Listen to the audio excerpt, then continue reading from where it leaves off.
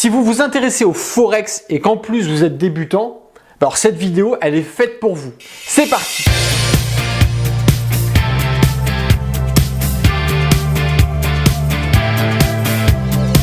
Bonjour à tous, c'est Alexandre, le trader indépendant. Et dans cette vidéo aujourd'hui, on va aller un petit peu sur mes écrans et je vais vous expliquer ce qu'est le Forex et puis comment est-ce qu'on peut aborder cet actif afin de trader tout simplement. Allez, c'est parti. Le Forex. Alors dans cette vidéo, nous allons voir plusieurs points. Déjà en premier, mais qu'est-ce que le Forex? À quoi ça correspond? Le fonctionnement par paire. Peut-être que vous le savez déjà, mais voilà, je pars du principe que vous êtes débutant, que vous souhaitez apprendre le Forex, et je vais déjà vous apprendre les strictes bases qui sont nécessaires à connaître pour trader cet actif. Comment fonctionne une paire de devises, comprendre ce qui détermine le prix d'une paire de devises, ça c'est très important, et qu'est-ce qui fait varier le prix d'une devise, comprendre le mécanisme du Forex qui fait qu'une devise prend ou perd de la valeur. Et puis en dernier point, je vous montrerai comment gagner de l'argent avec le Forex, comprendre la technique qui permet de gagner de l'argent avec le Forex, et je vous montrerai aussi un indicateur technique qui est très utilisé, du moins qui va avoir une grande efficacité sur les paires en Forex. Donc, qu'est-ce que le Forex? C'est tout simplement l'échange monétaire entre les différentes devises, puisque vous allez dans Forex, en réalité, retrouver toutes les monnaies, ou la plus grande partie des monnaies que vous allez retrouver dans le monde entier.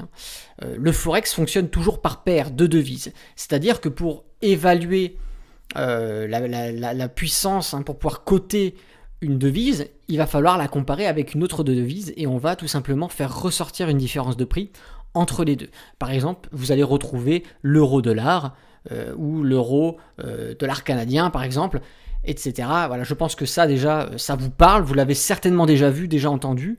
Et une paire de devises, comme on l'indique, c'est en paire, donc vous allez retrouver deux devises. Il faut savoir que l'euro-dollar existe, mais vous allez aussi retrouver l'inverse, le dollar-euro. Donc c'est exactement la même chose que vous le tradez, c'est juste qu'il faudra faire attention. Sur l'un, quand vous prenez une position à la hausse, sur l'autre, il faudra la prendre à la baisse si vous voulez le prendre dans le même sens. Tout simplement parce qu'on va vous différencier l'euro par le dollar, puis le dollar par l'euro, donc ce sera des cotations différentes, mais au final, ça reviendra au même. Vous allez voir, je vais vous expliquer plus en détail tout à l'heure. La paire de devises est ensuite achetée puis revendue par le trader pour réaliser une plus-value ou une moins-value. Voilà, c'est tout simplement quand vous allez à la banque et que vous décidez d'acheter, moi je ne sais pas, de transformer vos 100 euros en dollars, vous faites du Forex sans le savoir. Quand vous revenez de vacances et qu'il vous reste des dollars, que vous souhaitez les retransformer en euros, voilà, vous allez peut-être en fonction de l'évolution, voilà, si l'euro a pris ou perdu de la valeur, si le dollar a pris ou perdu de la valeur, vous allez peut-être pouvoir obtenir plus d'euros ou moins d'euros avec les dollars qui vous restaient. Ensuite, ce marché permet l'utilisation d'effets de levier puissants, x50, x100, x200, voire x800. Alors là, je fais entre parenthèses, puisque effectivement, pour trader le Forex, il faut, pour pouvoir sortir des gains corrects, avoir soit énormément de capital, mais ce n'est pas forcément le cas de tous les particuliers, soit utiliser des gros effets de levier. Et en réalité, les effets de levier sont devenus populaires grâce au Forex. C'est-à-dire que pour trader le Forex en tant que particulier, pour pouvoir éviter de sortir quelques centimes, quelques euros et pouvoir se faire quelques centaines, voire quelques milliers d'euros sur des trades, il fallait utiliser des effets de levier. Et je dis il fallait puisque à cause de ça, de tous ces débutants, de tous ces amateurs qui se lançaient en bourse dans le Forex et qui utilisaient tout de suite des effets de levier de 800 en fonction des brokers, ils se croûtaient la gueule et ils perdaient leur capital et voire plus, ils devaient encore de l'argent au broker. Et voilà, donc l'Union européenne est venue mettre son nez et effectivement a réglementé tout ça en imposant des effets de levier maximum. Donc maintenant, voilà, c'est x100, x200, x800. Vous ne les retrouverez plus que sur des brokers qui ne seront pas soumis à cette réglementation. Mais voilà, ça se voit de moins en moins. Maintenant, tout le monde est en train de s'aligner sur ce que a décidé l'Union européenne. Excusez-moi. Alors, tout simplement, comment fonctionne une paire de devises ? Donc comme je vous ai dit tout à l'heure, c'est toujours par paire, donc on va retrouver l'euro-dollar, ce qui veut dire que 1 euro est égal à X dollars. C'est comme ça que ça fonctionne. La devise que vous allez avoir en premier, c'est la devise qui va être comparée à l'autre. Donc ici, 1 euro est égal à X dollars, comme je vous ai dit. Et voilà, si on prend un exemple, ça peut être 1 euro est égal à 23,66. Pourquoi pas ? Donc ça veut dire que si je prends 5000 € et que je les transforme en dollars, je n'ai qu'à multiplier la somme en euros par le X dollars. Donc ici, si ça cote à 23,66, je fais 5000 fois 1,2366 et j'obtiens 6183 $. C'est-à-dire qu'à l'heure actuelle où j'ai fait mon changement, 5000 € vaut 6183 $. Et si je fais le change retour, 6183 $, j'ai qu'à diviser par le dollar restant, ou multiplier par l'euro si vous avez la paire de Forex inverse, et là, ça rentre aussi en compte, et bien on récupère ici 5000 €. Donc vous voyez que le taux de change ici est bien fonctionnel. Donc bien sûr, avec un broker, il faudra comprendre et mettre en place, de toute façon ça se fait tout seul, mais voilà, il faut prendre en compte le spread, donc vous allez avoir des frais à payer sur ce taux de change, et quand vous allez, pareil, dans votre banque ou quoi que ce soit, que vous changez vos euros en dollars, ils vont appliquer un taux de change. Alors, qu'est-ce qui fait varier le prix d'une devise ? Qu'est-ce qui fait qu'aujourd'hui mes 5000 € vaut plus de 6000, mes 5000 € vaut plus de 6000 $, et qu'est-ce qui fait que demain peut-être que mes 5000 € vaudront 7 ou 8000 $? C'est très simple. Déjà, la stabilité politique et économique du pays, d'un État ou d'une union propriétaire de la devise, va jouer sur la valeur de leur monnaie. Une forte inflation, ça c'est logique et c'est même une des choses qui rentre le plus en compte, du moins pour l'économie interne, et la politique monétaire du pays, d'un État ou d'une Union européenne de la devise. On va retrouver aussi le nombre de monnaies disponibles, l'offre, la demande. Plus il y a de cash disponible, plus ça va faire dévaluer la valeur de l'actif, mais de la devise. Et moins les planches à billets travailleront, plus effectivement la monnaie va prendre de la valeur. Maintenant, comment gagner de l'argent avec le Forex ? Donc là, je vous montre vite fait, histoire de comprendre, parce que peut-être que certains ne comprennent pas comment on fait encore de l'argent exactement avec le Forex. Là, je vous montre quelque chose de très simple, et par la suite, je vais vous montrer directement sur mon écran un indicateur technique qui est très sympa quand on veut faire du Forex. Voilà, je ne vais pas vous apprendre forcément une technique, parce que ce sera beaucoup plus long, ce n'est pas dédié dans cette vidéo, ça je le dédie dans mes cours, mais je vais vous montrer un indicateur technique qui est très intéressant à utiliser sur le Forex. Donc déjà, comment est-ce qu'on fait pour gagner de l'argent avec le Forex ? C'est très simple. Comme le trading, on va ouvrir une position à l'achat et tout simplement ouvrir une position à la vente. Et cette différence va faire que nous allons avoir une plus-value ou une moins-value. Donc ici, j'ai acheté à 1,21 et j'ai revendu à peu près à 1,2450 et des brouettes. Ce qui fait que j'ai pris 2,458% sur cette position. Et ce qui veut dire que pour 150 € d'acheter avec un effet de levier de 200, c'est-à-dire que 1 € vaut 200 €. Donc là pareil, comme je vous ai expliqué, maintenant, avec les brokers européens, on ne fait plus trop ça. Donc il y a toujours les effets de levier qui sont applicables, mais ils ne sont plus aussi énormes. Ne vous inquiétez pas. Donc ici, pour 150 €, tout simplement, voilà, avec un effet de levier de 200 sur cette position, on récupère 887,40 €. Et donc là, on vient soustraire surtout notre investissement de base pour avoir les bénéfices réels sur cette position, ce qui fait plus de 700 € de bénéfices sur ce trade, tout simplement. Et bien sûr, on peut aussi utiliser des effets moins élevés, et pour un effet de levier de 50, ici, on vient de se faire un bénéfice de 184 €. Donc vous voyez que de 50 à 200, la différence de bénéfice est quand même énorme. Et bien sûr, maintenant, avec la nouvelle réglementation, on est un petit peu moindre. Donc ce qui veut dire que pour compenser, soit il faut avoir un plus gros capital, et donc prendre des positions plus grosses, ou alors tout simplement faire plus de positions dans sa journée pour pouvoir combler, si vous voulez, l'équivalence qu'on pouvait faire avant, à l'époque, sur le Forex. Mais sur le Forex, on peut aussi gagner dans l'autre sens, c'est-à-dire qu'on peut acheter et vendre pour se faire une plus-value, mais on peut aussi vendre à découvert et racheter. C'est-à-dire qu'on décide de faire la transaction dans le sens inverse, tout simplement. Et là, la différence, on a 2,352%, mais en positif, puisque c'est dans notre sens d'investissement. Tout simplement, pour avoir vendu 150 € avec un effet de levier de 200, ici, on vient récupérer 855, et avec la plus-value, ça nous fait une plus-value supérieure à 700 € de bénéfice.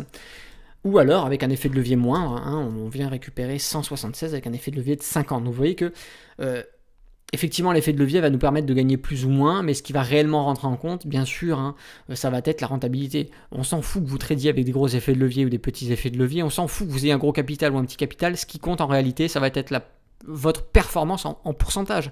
C'est réellement ça qu'on regarde. Bien sûr, des fois, vous allez avoir des traders qui vont vous faire des trades à 70 000 €. Wow, en une position, le mec a gagné 70 000 balles. Mais bon, ce qu'il vous dit pas derrière, c'est qu'il il a injecté tout son portefeuille et que en réalité, il a fait plus 0,8%, pourquoi pas. Et c'est pourri. Je veux dire, à côté d'un petit trader qui va peut-être réaliser 150 euros de bénéfices, mais ces 150 euros de bénéfices va correspondre peut-être à 8 ou 9% de son capital. Donc vous voyez que là, la performance du petit trader est supérieure à celui du plus gros trader. Et pourtant, voilà, le bénéfice est pourtant bien différent, mais le petit trader qui a fait un petit bénéfice aura pourtant mieux tradé et aura été plus performant que le grand trader. Donc vous ne fiez pas forcément aux sommes que vous pouvez voir, fiez-vous plutôt à la régularité. Cherchez la régularité plutôt que les gros bénéfices. Voilà, cherchez à faire régulièrement des gains, et des gains d'un assez bon pourcentage. Est-ce que vous le fassiez en une fois ou en plusieurs fois pour y arriver? Mais voilà, cherchez vraiment la régularité et la rentabilité. On retrouve sur mon graphique tout simplement, voilà, bon, pour ceux qui se demandent, voilà, on est sur ProRealTime tout simplement, mais voilà, il n'y a pas de problème. Vous allez pouvoir retrouver cet indicateur technique sur l'ensemble de vos logiciels, de vos brokers, il n'y a pas de problème, puisqu'il s'agit tout simplement des bandes de Bollinger, tout simplement, bandes de Bollinger que vous allez rajouter sur votre graphique. Alors pourquoi les bandes de Bollinger? Alors certainement que vous avez déjà entendu parler de cet indicateur technique, peut-être que certains d'entre vous l'utilisent déjà. Il faut savoir que les bandes de Bollinger peuvent s'utiliser sur n'importe quel actif, que ce soit des indices, que ce soit des actions, que ce soit du futur, hein, pourquoi pas. Bref, voilà, il n'y a vraiment aucun problème, mais effectivement il va avoir plus ou moins d'efficacité en fonction de l'actif que vous allez utiliser. Et pourquoi? Alors je vais vous expliquer tout simplement. Il faut savoir que les indices et que les actions ont une tendance sur le long terme à prendre de la valeur sauf exception. Ce qui veut dire que les bandes de Bollinger vont avoir plus de difficultés à canaliser graphiquement l'évolution des cours et donc ne va pas forcément avoir un taux de rebond efficace, ou du moins aussi efficace que sur le Forex. Alors que le Forex, peu importe les devises que vous prenez, sur du long terme, nous avons quand même une bonne moyenne des devises. Ce qui veut dire que généralement, même s'il y a des jours, des semaines, on prend de la valeur et d'autres semaines, on baisse fortement, on reste quand même constant sur une moyenne et on tourne autour de cette moyenne.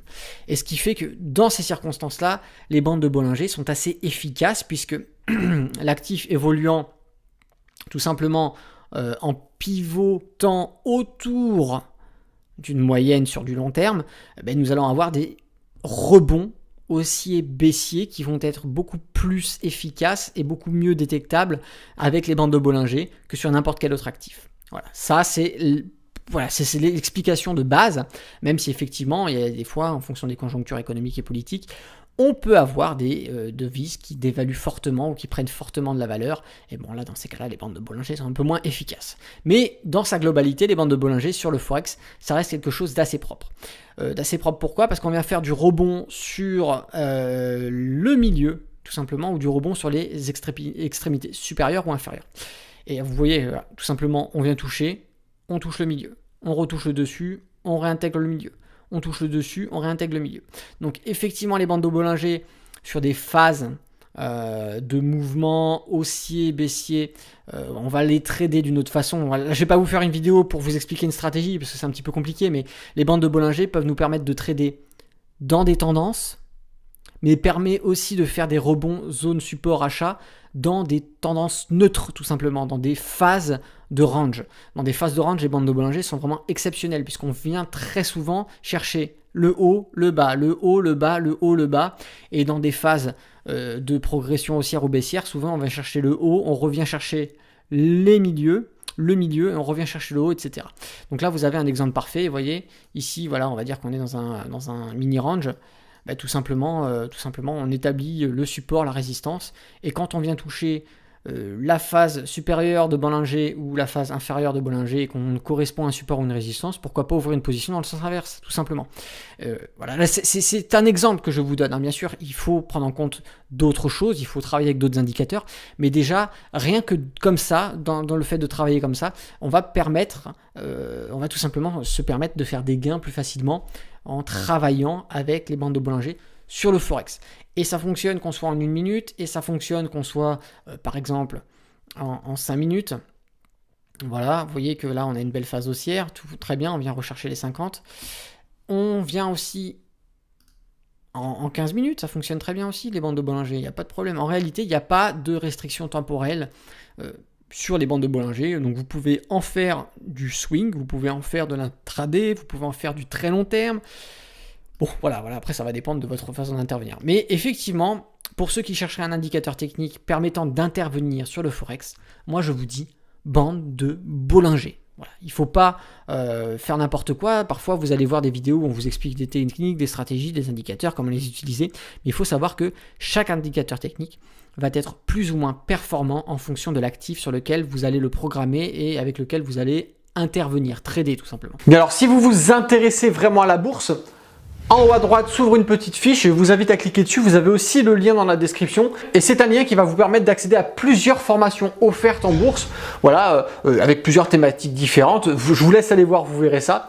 Et puis tout simplement, si vous souhaitez aller plus loin, faire l'acquisition d'un cours vraiment pédagogique, structuré, qui va vous apporter des choses, vous avez aussi le catalogue des formations complètes. Ben, je vous laisse aller voir encore là, c'est dans le lien. Alors je vous invite aussi à mettre un petit pouce sur la vidéo et puis tout simplement, si vous n'êtes pas abonné à la chaîne YouTube, abonnez-vous tout de suite, comme ça vous serez au courant de toutes les prochaines sorties vidéo qu'il y aura sur ma chaîne. Voilà. Et puis si vous avez des questions, des commentaires, des suggestions, n'hésitez pas sous la vidéo, hein, il y a ce qu'il faut. Allez, moi je vous dis à bientôt pour une prochaine vidéo. D'ici là, tradez bien sur les marchés financiers.